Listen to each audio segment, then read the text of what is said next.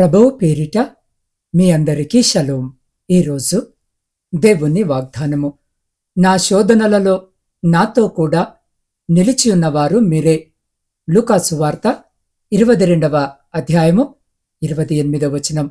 ప్రియ సహోదరి సహోదరులారా, ఈరోజు జీవాక్యము వినిచిన మీ అందరికీ మన ప్రభువును ప్రియరక్షకుడైన యేసు క్రీస్తు శక్తి కలిగిన నామమున ఈ నూతన దినపు శుభములను వందనములను తెలియజేయుచున్నాను. ప్రియులారా, ఈరోజు వాక్య ధ్యానములోనికి వెళ్ళకముందు ఒక చిన్న ప్రార్థన చేసుకుందాం. మహాపరిశుద్ధుడవును ప్రేమ స్వరూపివైన మా పరలోకపు తండ్రి, ఈ పరిశుద్ధమైన సమయాన్ని బట్టి మీకే కృతజ్ఞత వందనాలు.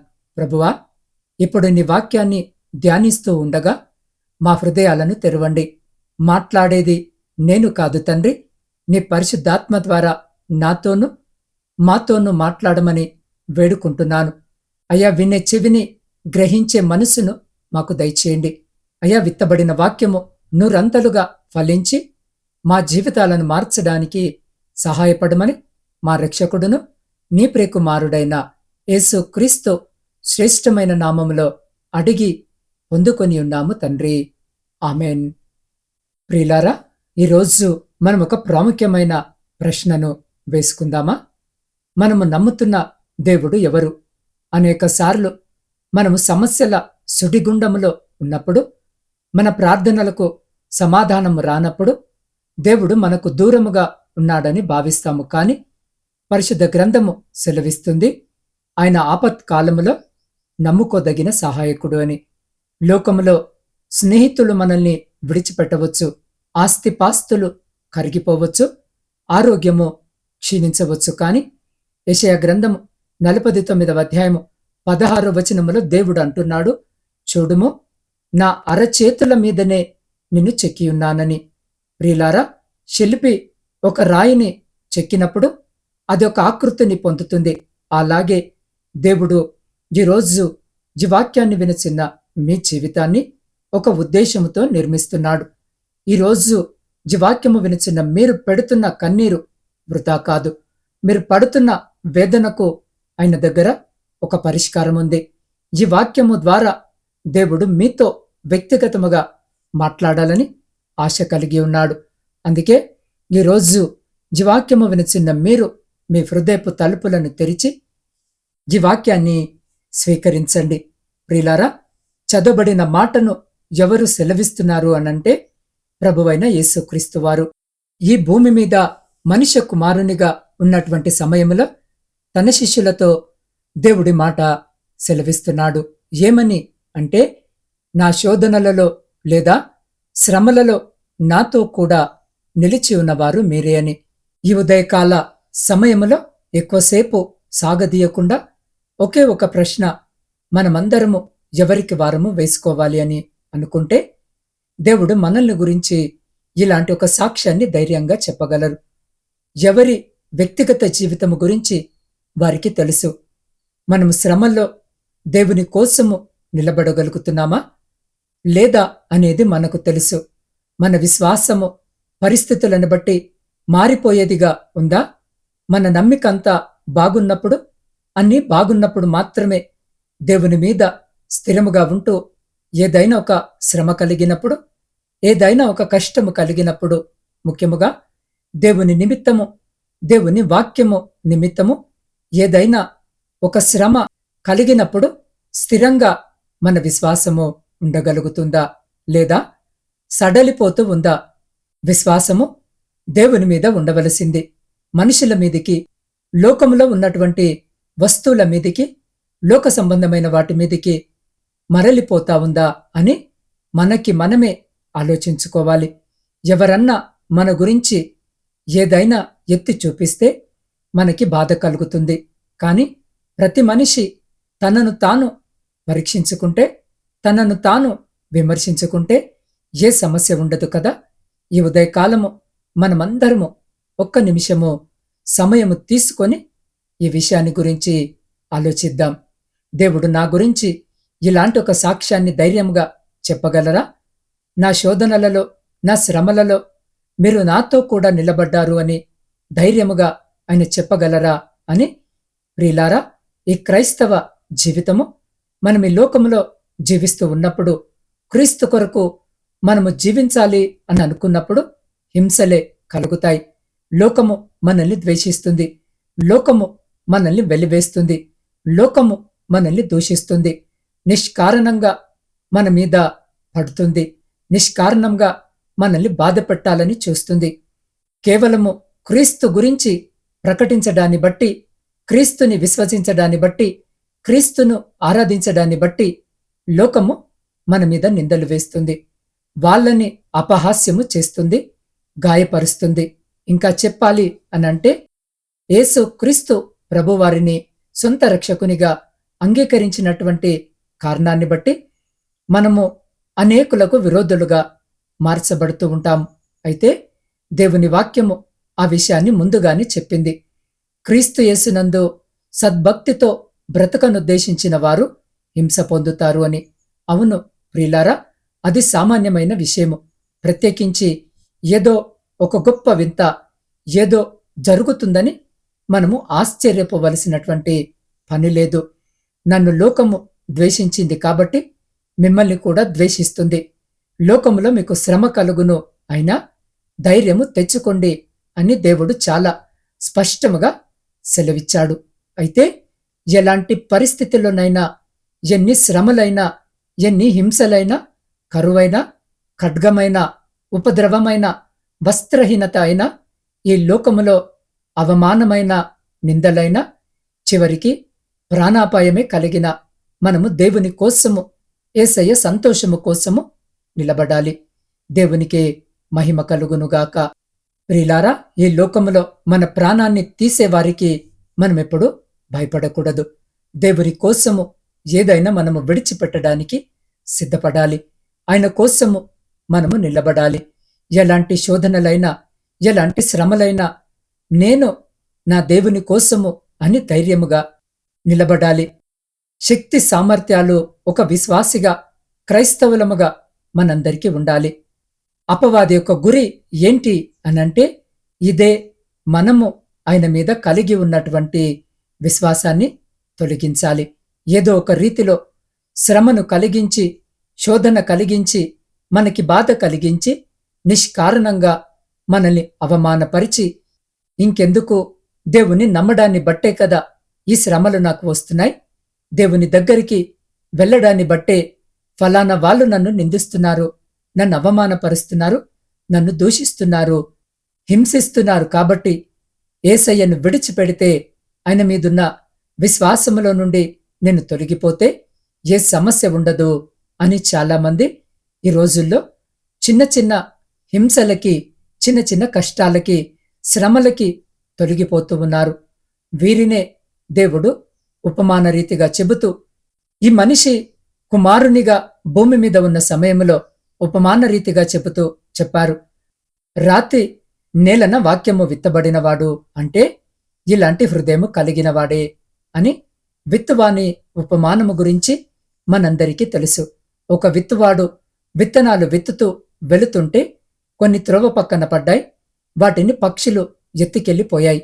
కొన్ని రాతి నెలన పడ్డాయి, కింద రాయి కాబట్టి వేరు మొలవడానికి స్థలము లేనందున అవి మొలిచాయి, కాని వెంటనే ఎండిపోయాయి.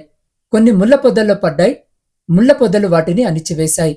మంచి నేలన ఏ విత్తనములైతే పడ్డాయో అవి 30 60 100 ఫలించాయి. ఈ ఉపమానము మనందరికీ తెలుసు. వీటిని గురించి దేవుడు వివరిస్తూ రాతి నేలన పడినటువంటి విత్తనాలు అనే దానికి ఆత్మీయ అర్థాన్ని దేవుడు ఏమని చెప్పాడు అనంటే, ఒకసారి మనం చదువుదాం. మత్తయి సువార్త 13వ అధ్యాయము 20వ వచనము నుండి మనము చదివితే, రాతి నేలను విత్తబడినవాడు వాక్యము విని వెంటనే సంతోషముతో దానిని అంగీకరించువాడు. అయితే అతనిలో వేరు లేనందున అతడు కొంతకాలము నిలుచును గాని వాక్యము నిమిత్తము శ్రమ అయినను హింస అయినను కలగగానే అభ్యంతరపడును. రాతి నేలన విత్తబడినవాడు దేనికి పోలినవాడు అనంటే, వాక్యము విన్న వెంటనే సంతోషముతో అంగీకరిస్తాడు. నేనిలా ఉండాలి, ఇక నుండి నేనిలా బ్రతకాలి, అని నిర్ణయించుకుంటాడు, అంగీకరిస్తాడు. కాని ప్రియ సహోదరి సహోదరులారా, వేరు లేనందున వాక్యము నిమిత్తము శ్రమ అయినా హింస అయినా కలుగగానే తొలగిపోతాడు, అభ్యంతర పడిపోతాడు, దేవుని విషయంలో నుండి తొలగిపోతాడు.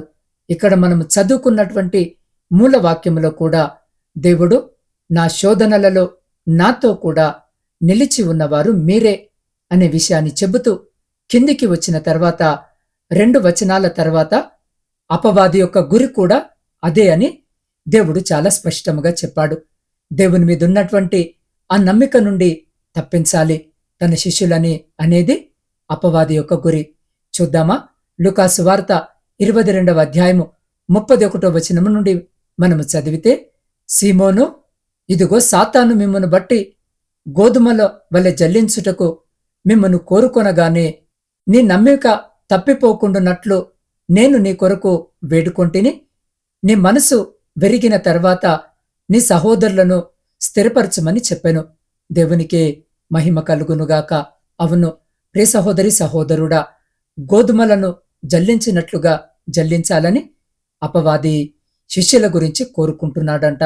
కాని నమ్మిక తప్పిపోకుండా నేను నీ కోసము వేడుకుంటున్నాను అని యేసయ్య సెలవిస్తున్నారు. అంటే నమ్మిక తప్పిపోయేలాగా చేయాలని అపవాది యొక్క ఉద్దేశము. శిష్యులను చెదరగొట్టాలి, హింస కలగజేయాలి, శ్రమ కలగజేయాలి. వారిలో ఉన్నటువంటి విశ్వాసము శ్రమలను కలగజేసి జల్లించాలి. గోధుమలను జల్లించినట్లుగా జల్లించేసి విశ్వాసములో నుండి వారు తొలగిపోయేలా చేయాలని అనుకున్నాడు. యేసయ్య అంటున్నారు, నీ నమ్మిక తప్పిపోకుండునట్లుగా నేను నీ కొరకు వేడుకుంటున్నాను. ఆయన తండ్రికి మన పక్షముగా విజ్ఞాపన చేస్తున్నాడు. ప్రియ సహోదరి సహోదరుడా, మనము నమ్మికలో నుండి తప్పిపోకూడదని నీవు నీ మనసు తిరిగిన తర్వాత నీ సహోదరులను కూడా సిద్ధపరచు అని పేతురు గారితో యేసు ప్రభువారు చెప్తున్నారు. అంటే అలాగే అపవాది ప్రయత్నిస్తాడు. కాని నీ మనసు మరలా ఎప్పుడైతే దేవుని వైపుకు తిప్పుకుంటావో అప్పుడు వెంటనే నీతో ఉన్నటువంటి సహోదరులను కూడా మరలా త్రిప్పి వారిని కూడా స్థిరపరచు, వారిని కూడా మరలా దేవుని అందలి విశ్వాసములోనికి నడిపించు, వారిని కూడా బలపరచు అని యేసు క్రీస్తు ప్రభువారు సెలవిస్తున్నాడు. ప్రియ సహోదరి సహోదరుడా, ఈ ఉదయకాల సమయంలో క్రీస్తు కొరకు బ్రతకాలని నీవు నేను నిశ్చయించుకొని ఉన్నట్లయితే అపవాది వాడి పన్నాగాలు పన్నుతూ ఉన్నాడు.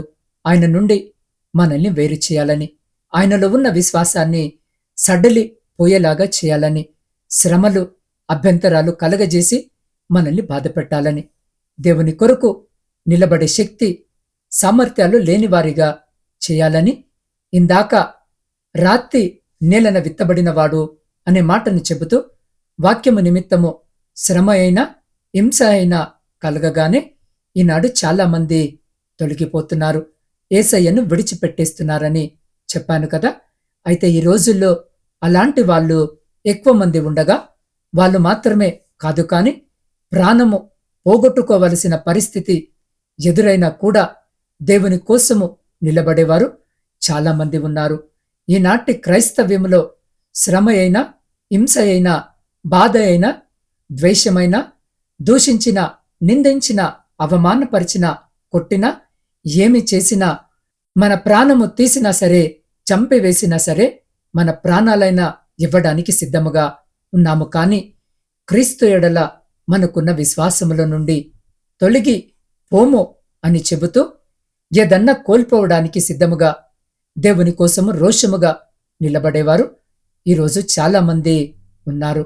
మీరు నేను మనమందరము కూడా వారిలో ఒకరిగా నిలబడదాం. పరిశుద్ధ గ్రంథములో ఎంతో మంది భక్తులు ఇలా దేవుని కోసము నిలబడ్డారు. వారి నాడు ప్రపంచానికే ఆశీర్వాదకరముగా మార్చబడ్డారు. విశ్వాసములో ఈనాడు మనకి మాదిరిగా ఉన్నారు. ఉదాహరణకి షడ్రక్, మేషక్, అబేద్నెగోలను చూస్తే, మీరు నేను చెప్పిన పని చేయకపోతే, నేను నిలబెట్టిన ఈ ప్రతిమకు నమస్కరించకపోతే అగ్నిగుండములో వేస్తానని రాజైన నెబుకద్నెజరు చెబుతున్నా కూడా, ప్రియ సహోదరి సహోదరుడా, జాగ్రత్తగా విను. మా దేవుడు ఈ అగ్నిగుండములో నుండి మమ్మల్ని తప్పించి రక్షించడానికి సమర్థుడు.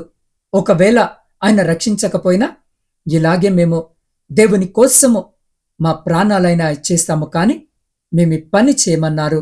వాక్య వ్యతిరేకమైనటువంటి పని మేము నువ్వు నిలబెట్టిన ప్రతిమకు నమస్కారము చేయము, మేము దేవుని కోసము ప్రాణాలైనా ఇచ్చేస్తామని నిలబడ్డారు. ప్రియ సహోదరి సహోదరుడా, ఈరోజు ఈ వాక్యము వినిచిన మనము అలా నిలబడగలమా? దేవుడు మన గురించి శిష్యుల విషయంలో సాక్ష్యము చెప్పినట్టుగా, నా శ్రమలలో నా శోధనలో నిలిచి ఉన్నవారు నాతో కూడా మీరే అని ఆయన చెప్పగలడా? ప్రియ సహోదరి సహోదరుడా, దేవుని రాకడ చాలా సమీపంగా ఉంది. అంత్యకాలములో మనమున్నాము. అనేక శ్రమలు దేవుని కోసము నిలబడే వారికి కలుగుతున్నాయి. అయినా కూడా విశ్వాసములో బలము తెచ్చుకొని ఆయన కొరకు నిలబడదాం. ఆయన కోసము నిలబడిన వారు ఎక్కడ శ్రమ పెట్టబడినా ఆయన ఎదుట ధైర్యముగా తలెత్తుకొని నిలబడగలుగుతారు. మనం చదువుకున్నటువంటి వాక్యములో, నా శోధనలలో నా శ్రమలో నాతో కూడా నిలిచి ఉన్నవారు మీరే గనుక, ఆ తర్వాత వచనము చదివితే అక్కడ రాయబడి ఉంది గదా, నా తండ్రి నాకు రాజ్యమును నియమించినట్టుగా నా రాజ్యములో నా బల్ల యొద్ద అన్నపానములు పుచ్చుకొని సింహాసనముల మీద కూర్చుండి ఇశ్రాయేలు 12 గోత్రముల వారికి మీరు తీర్పు తీర్చుటకై నేనును మీకు రాజ్యమును నియమించున్నాను అని సెలవిచ్చినట్లుగా, ప్రియ సహోదరి సహోదరుడా, నాతో కూడా నా శ్రమలలో నిలబడిన వారు మీరే గనుక నా తండ్రి రాజ్యములో మిమ్మల్ని కూడా నేను అధికారంలో ఉంచబోతున్నాను ఆయన సెలవిస్తున్నాడు. ఆయన రాజ్యములో పాలు పొందే ఆ భాగ్యము మనకు దొరుకుతుంది. ఆ నిత్య రాజ్యములో పరలోకములో సంతోషముగా మనము ఆయన్ని స్తుతిస్తూ ఆనందముగా ఉండగలుగుతాం. కాబట్టి శ్రమల్లో కూడా ధైర్యముగా ఆయన కొరకు నిలబడే ఆ రోషము, రాజీ లేని జీవితాన్ని మనమందరము జీవించలాగున ప్రియ సహోదరి సహోదరుడా, దయచేసి మీరున్న స్థలములోనే మోకరించగలిగితే మోకరించి మీ 2 చేతులు ఆకాశము వైపు చాపండి. ఇది మనుషులకు కనబడటము కోసము కాదు, దేవునికి మీ హృదయాన్ని అప్పగించడము కోసము. ప్రభువా, నా పాత జీవితాన్ని వదిలేస్తున్నానయ్యా, నీవిచ్చే నూతన జీవము నాకు కావాలి అని నోరారా ఒప్పుకోండి. మీరు అడిగే ఈ చిన్న ప్రార్థన మీ జీవితానికి మార్గము కాబోతుంది.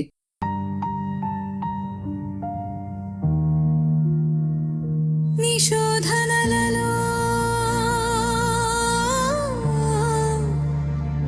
నీ శ్రమలలో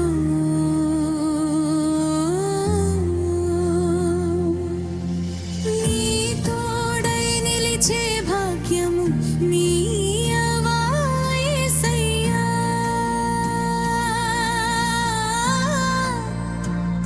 నీ శోధనలలో నీ శ్రమలలో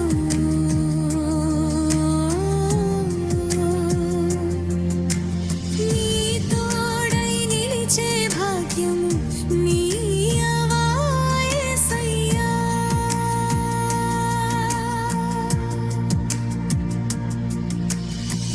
లోకము నన్ను దేశించిన, నిందలు నన్ను చుట్టుముట్టిన, నీ సాక్షిగా నేను నిలవాలి. నీ వాక్యమే నాకు ఆధారం.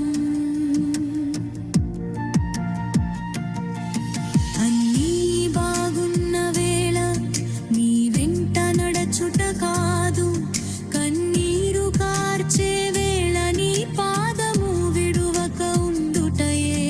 అన్నీ బాగున్న వేళ నీ వెంట నడచుట కాదు, కన్నీరు కార్చే వేళ నీ పాదము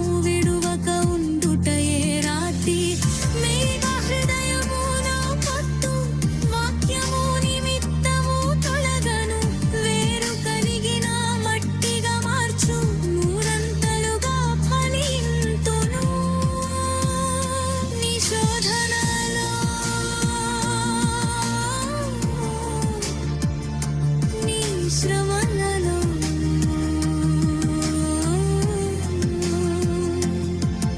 నీ తోడై నిలిచే భాగ్యము నీవయ్యవా యేసయ్యా.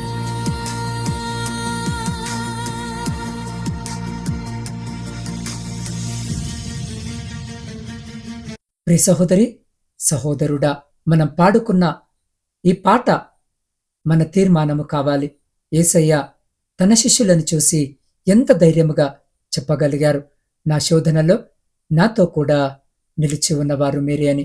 ఈరోజు దేవుడి వాక్యము వినిచిన్న మీ వైపు చూసి అదే మాట చెప్పగలరా? పరిస్థితులు బాగున్నప్పుడు హల్లెలూయా చెప్పడము సులభమే, కానీ దేవుణ్ణి నమ్మినందుకు నీకు అవమానం ఎదురైనప్పుడు, నీ ఉద్యోగంలోనో నీ కుటుంబంలోనో క్రీస్తు నిమిత్తము నిందలు పడుతున్నప్పుడు నువ్వు వెన్నకడుగు వేస్తున్నావా? లేక నా ప్రాణము పోయినా నా యేసయ్యను వదలను అని షడ్రక్, మేషక్, అబేద్నెగోల వలె రోషముగా నిలబడగలుగుతున్నావా? అపవాది నిన్ను జల్లించాలని చూస్తున్నాడు, నీ విశ్వాసాన్ని సడలించాలని చూస్తున్నాడు, కానీ యేసయ్య నీకోసము ప్రార్థిస్తున్నారు. ఈరోజు ఈ వాక్యము వినిచిన నీవు, ప్రభువా, నేను రాతి నేల లాంటి హృదయము కాకుండా శ్రమ రాగానే ఎండిపోయే విశ్వాసం నాకొద్దు తండ్రి, లోకము నన్ను వెలివేసిన నీ రాజ్యములో నీ కుడి పార్వశమున కూర్చునే అగొప్ప ధన్యత కోసము నేను శ్రమను భరిస్తానని ఎవరైతే తీర్మానము చేసుకుంటారో వారు మీ చేతిని మీ హృదయంపై ఉంచుకొని దేవుడు మీతో ఉన్నాడని, ఆయన మిమ్మల్ని బలపరుస్తున్నాడని నమ్మి నాతో పాటు ప్రార్థనలో ఏకీభవించండి. మహాపరిశుద్ధుడును అత్యున్నత సింహాసనముపై ఆసీనుడవైన మా ప్రియ పరలోకపు పరమ తండ్రి, నీ పవిత్ర నామమునకు వందనాలు, స్తుతులు, స్తోత్రాలు. ప్రభువా, ఈ ఉదయకాల సమయమున నీ వాక్యము ద్వారా మాతో మాట్లాడినందుకు వందనాలు. నా శోధనలలో నాతో కూడా నిలిచి ఉన్నవారు మేరే అని శిష్యులని చూసి నువ్వు పలికిన సాక్ష్యము మా పట్ల కూడా నిజమవ్వాలని ఈరోజు మేము ప్రార్థిస్తున్నాం. అయ్యా, లోకములో మాకు శ్రమలు కలగవచ్చు, నిందలు ఎదురవ్వవచ్చు, అపవాది మమ్మల్ని గోధుమల వలె జల్లించాలని చూడవచ్చు, కానీ తండ్రి, మా నమ్మిక తప్పిపోకుండా మా పక్షాన విజ్ఞాపన చేస్తున్న నీ ప్రేమకై స్తోత్రం. దేవా, ఈ వాక్యము వింటున్న ప్రతి బిడ్డను నీ ఆత్మతో బలపరచండి. ఎవరైతే బలహీనమైన విశ్వాసముతో ఉన్నారో, ఎవరైతే రాతి నేల వంటి హృదయముతో శ్రమలకు భయపడుతున్నారో, అయ్యా, వారికి నీ కృపను తోడుగా ఉంచండి. పరిస్థితులు బాగున్నప్పుడు మాత్రమే కాదు నాయనా, కన్నీటిలోను కష్టాల్లోనూ నీ పాదాలు విడవకుండా ఉండే రాజీ లేని రోషమును మాకు దయచేయండి. షడ్రక్, మేషక్, అబేద్నెగోల వలె మరణము ఎదురైన నీ కొరకే నిలబడే స్థిరత్వాన్ని మాకు ప్రసాదించండి. ప్రభువా, ఈ లోక సంబంధమైన వాగ్దానాల కంటే నీ రాజ్యములో నీ బల్ల యొద్ద భుజించే గొప్ప ధన్యతను మేము గురిగా పెట్టుకునేలా సహాయం చేయండి. అయ్యా, ఈ వాక్యము విన్న ప్రతి ఒక్కరి హృదయములో వాక్యమనే విత్తనము ఫలించి వారు నీకు సాక్షులుగా లోకములో ప్రకాశించుదురుగాక. మా జీవితాలను, మా కుటుంబాలను నీ హస్తాలకు అప్పగిస్తున్నాం. అంతము వరకు నీతో కూడా నిలిచి ఉండే కృపను మాకు దయచేయమని వేడుకొనిచున్నాం. అయ్యా, ఈ దినము జన్మదిన, వివాహ వార్షికోత్సవాలు జరుపుకొంచున్న ప్రతి బిడ్డను జ్ఞాపకము చేసుకుని మీ నూతన దయాకిరీటం చేత ఆశీర్వదించమని వేడుకొంచున్నాం. ఇతరత్ర శుభకార్యాలు జరిగించుకుంటున్న ప్రతి బిడ్డను కూడా మీరు జ్ఞాపకము చేసుకోండి. వారి కుటుంబాలతో మీరుండి అయా సంతోషకరమైన కుటుంబ జీవితాలను బిడ్డలకు దయచేయండి. దేవా, ఈ సమయంలో అనారోగ్యముతో వేదనతో ఉన్న నీ బిడ్డలందరినీ నీ సన్నిధికి తీసుకుని వస్తూ ఉన్నాను. నీవు గాయపరచువాడవును, స్వస్థపరచువాడవునై ఉన్నావు. నీవు మొరపెట్టిన ఎడల నేను నిన్ను స్వస్థపరుస్తాను అన్న నీ వాగ్దానమును నమ్మి ఈ ప్రార్థన చేస్తున్నాం. అయ్యా, చిన్నారి బిడ్డలు నవీన, సత్య, మేఘన, యశస్విని, సహోదరుడు దయారత్నం, మల్లికార్జున స్వామి, జహంగీర్, సుబ్బారావు, పద్మ, జ్యోతి, కళావతి, అయ్యా, వీరిపై నీ కరుణ కటాక్షములను కుమ్మరించండి. శరీరంలోని ప్రతి క్యాన్సర్ కణము మీ పరిశుద్ధ నామములో లయమైపోవును గాక. నీ రక్తము వారిని పవిత్రపరిచి నూతన శక్తిని, సంపూర్ణ ఆరోగ్యాన్ని వారికి ప్రసాదించునుగాక. అయ్యా, కిడ్నీ ఫెయిలియర్తో బాధపడుతున్న సిద్ధు, లక్ష్మణ్, ప్రవీణ్ కుమార్, నాగజ్యోతులకు నువ్వు నూతన అవయవాలను, స్వస్థతను దయచేయండి. అలాగే పక్షవాతముతో కదలలేని స్థితిలో ఉన్న సహోదరుడు సూర్యరావు, రాంబాబు, శివకృష్ణ, గుణసుందరమ్మ, బాలప్ప, రంగన్న, కృపాకర్, జయకృష్ణ, భాస్కర్ రావు, విజయలక్ష్మి అమ్మ, శ్రీనివాసరెడ్డి, వెంకటేశ్వరమ్మ, అయా వీరి పక్షాన నీ హస్తమును చాచండి. చచ్చుబడిన నరాలను, కండరాలను మీ పరిశుద్ధ నామములో బలపరచండి. వారు లేచి నడిచేలా వారి జీవితంలో అద్భుతాన్ని చేయండి. దేవా, గుండె సంబంధిత వ్యాధితో బాధపడుతున్న సహోదరుడు పవన్, మున్నా, రమేష్, సుగుణావతి, జయమ్మ, సుశీలకు నెమ్మదినివ్వండి. ఎముకల వ్యాధితో బాధపడుతున్న కీర్తనకు 12 ఏళ్లుగా చర్మ వ్యాధితో వేదన పొందుతున్న సహోదరి మేరీకి నీ అద్భుత స్వస్థతను అనుగ్రహించండి. సహోదరి రత్న, అనితాలను వేధిస్తున్న తెలియని వ్యాధుల నుండి విముక్తిని ప్రసాదించండి. ఎన్నో మాసాలుగా కోమాలో ఉన్న నానిని నీ జీవపు శ్వాసతో తాకండి. అతను కళ్ళు తెరవాలి. అయ్యా, బ్రెయిన్ ట్యూమర్తో ఉన్న లీలావతి, ప్రశాంతిలకు శస్త్రచికిత్స లేకుండానే నువ్వు అద్భుతము చేయగలవు. 10 ఏళ్లుగా భయముతో ఏకాంతములో ఉన్న సజిత్కు నీ సమాధానాన్ని అనుగ్రహించి ప్రతి అంధకార శక్తుల నుండి విడుదల దయచేయండి. అయా, ఇక్కడ పేర్లు చెప్పబడని ఎన్నో సమస్యలతో, ఎన్నో అనారోగ్యాలతో బాధపడుతున్న ప్రతి బిడ్డను కూడా మీ పాద సన్నిధిలో పెడుతూ ఉండగా, ప్రభువా, మనుషుల వల్ల సాధ్యము కానిది నీకు మాత్రమే సాధ్యము. వారిని పరామర్శిస్తున్న వైద్యులకు జ్ఞానాన్నివ్వండి, కుటుంబ సభ్యులకు ధైర్యాన్నివ్వండి. వీరందరూ స్వస్థత పొంది నీ నామము ఘనపరిచే సాక్షులుగా నిలబడదురుగాక. అవును తండ్రి, బిడ్డలందరినీ ఈ దినము జ్ఞాపకము చేసుకుని మీ కృపలో భద్రపరచమని వేడుకొనిచున్నాం. దేవ, ప్రపంచంలో శాంతిని, సమాధానాన్ని కలిగించండి. వడిపోయిన విచ్ఛిన్నమైన ప్రతి కుటుంబాన్ని తిరిగి మీ పరిశుద్ధ నామమున కట్టుమని వేడుకొనిచున్నాం. దేవ, ప్రాముఖ్యంగా ఈ సమయంలో నా ఆత్మీయ కుటుంబ సభ్యులందరినీ మీ పరిశుద్ధ పాదాల చింతకు తీసుకుని వస్తున్నాను. వారి ప్రతి ప్రార్థన, విన్నపాన్ని మీరు ఆలకించి అంగీకరించి, అయ్యా, ప్రతి న్యాయమైన కోరికకు బిడ్డలకు సమాధానము దయచేసి మీ ఆకాశపు వాక్యాలను విప్పి మీ సమృద్ధికరమైన దీవెన ఆశీర్వాదాల చేత బిడ్డల జీవితాలను, కుటుంబాలను దీవించి ఆశీర్వదించి తృప్తిపరిచి మీ కృపలో భద్రపరుచుకొని ముందుకు నడిపించమని సమస్త స్తుతి, ఘనత, మహిమ మీకే చెల్లిస్తూ మా ప్రభువును మీ ప్రియకుమారుడైన యేసు క్రీస్తు శక్తి కలిగిన నామమున ప్రార్థించి స్తుతించి అడిగి పొందుకొని ఉన్నాము తండ్రి. ఆమెన్. ప్రియ సహోదరి, సహోదరులారా, విన్న వాక్యము మీ హృదయాన్ని తాకిందని నేను బలముగా నమ్ముతున్నాను. మీరు ఏ సమస్యతో ఉన్నా, ఏ అనారోగ్యముతో బాధపడుతున్నా మీరు ఒంటరి వారు కారు. మీకోసము ప్రార్థించడానికి నేను సిద్ధముగా ఉన్నాను. ప్రియులారా, స్క్రీన్ మీద కనిపిస్తున్న నా వాట్సాప్ నంబరుకు ప్రార్థన అభ్యర్థనను ఇప్పుడే పంపండి. నేను మీ పేరును బట్టి దేవుని సన్నిధిలో మొరపెడతాను. నా వాట్సాప్ నంబర్ 8446503760 8465037607.